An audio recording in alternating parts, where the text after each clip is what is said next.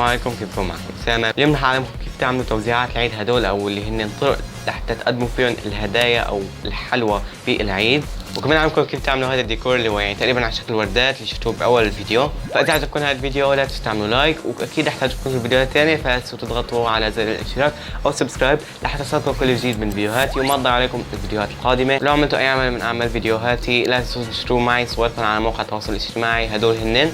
وهلا خلينا ننتقل على الفيديو. رح تحتاجوا لأصبع لاصق أو جلو ستيك، مقص، مسدس شمع، وورقة ملون. فاش رح تعملوه هو اريدكم رح تتنوا الورقة اللي عندكم اياها طبعا باللون انتم بدكم اياه بهذا الشكل فوق وتحت، يعني تقريبا مثل ثانية الاكورديون. فانتم شوفوا شو انا عم بعمل وتنوها.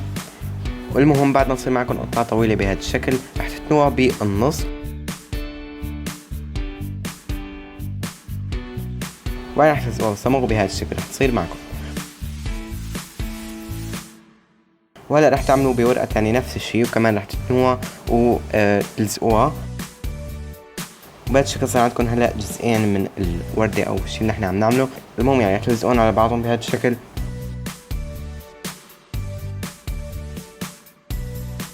وهون انا قصيت دائرة من ورق عادي يعني ولزقتها من ورا بهذا الشكل. لا الفكرة الثانية رح تحتاجوا لورق ملون، مقص، خرامة، مسطرة، وكمان رح تحتاجوا لشريط ستان. فايش رح تعملوا انكم رح تطبعوا او ترسموا هذا الشكل تبع يعني الهرم اللي نحن نساويه. المهم رح اقفل لكم اللينك تحت بالدسكربشن بوكس لفين يعني فيكم تطبعوه. وبعدين رح تقيسوها على قطعة ورق يكون يعني قاسي شوي، يعني ورق كانسون يعني ورق كرتون قاسي. على التصوير ما كان مبين يعني قلم رصاص، بس هذا هو الشكل اللي انتم رح تعملوه. المهم بعدين انا هون عم بقصه وعبتني المكان التانيات هدول بالمسطرة.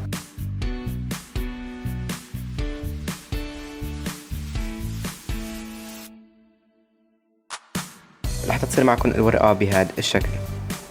وهلا يعني لو عندكم خرامة فيكم تستخدموها، بس انا ما كان عندي فمشان هيك عم بستخدم يعني هي العصاية وعم بخرمها من كل زاوية من فوق. ومهم انا هلا يعني باخذ شريط الستان وعم بدخله بهدول الثقوب.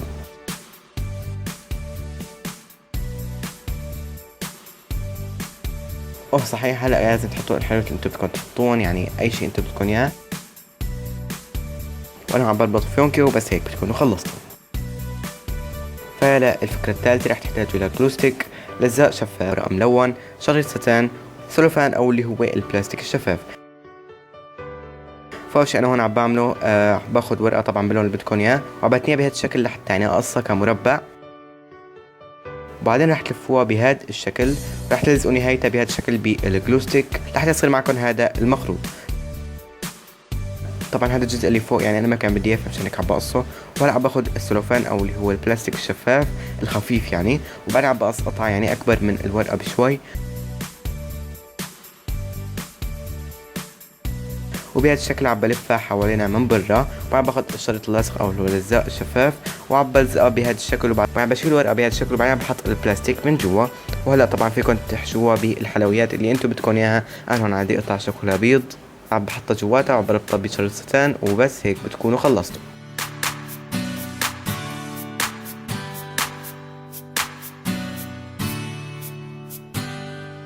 لا الفكرة الرابعة رح تحتاجوا لإصبع لاصق، مقص، ورق ملون، حبل أو شريط، وورق البناديل أو ورق تغليف الهدايا يعني خفيف. وطبعا يعني أكيد تحتاجوا للحلويات اللي انتوا يعني رح تحطوها.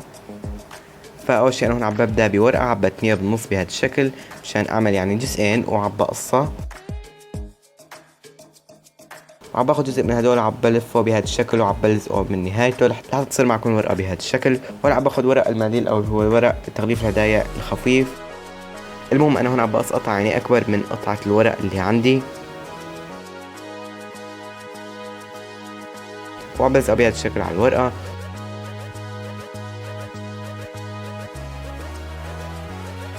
ومن نهايتها ومن بدايتها عم بلفها بهذا الشكل. طبعا فيكم تعرفوها ملفوفة بس انا قررت اني اربطها بهذا الحبل. وطبعا هلا بتحطوا الحلويات اللي انتم بدكم اياها بتربطوها من الطرف الثاني وبس هيك بتكونوا خلصتوا.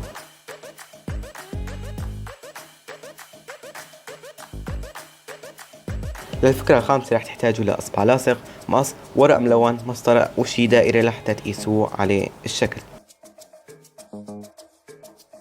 فانا هون اول شي عم بعمله اني عم برسم شكل الدائره بالقلم الرصاص، بعدين تنيتها بالنص للورقه وعم بقصها بهذا الشكل.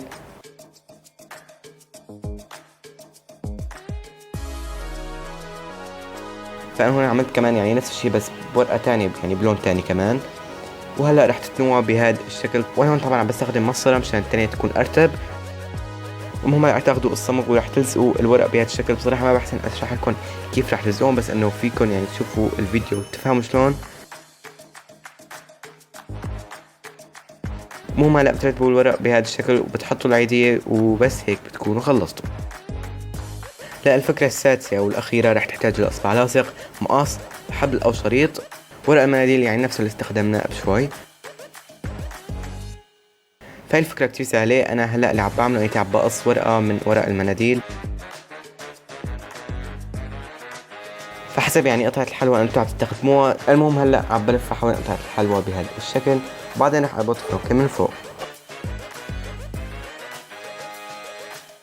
وبس هيك تكونوا خلصتوا.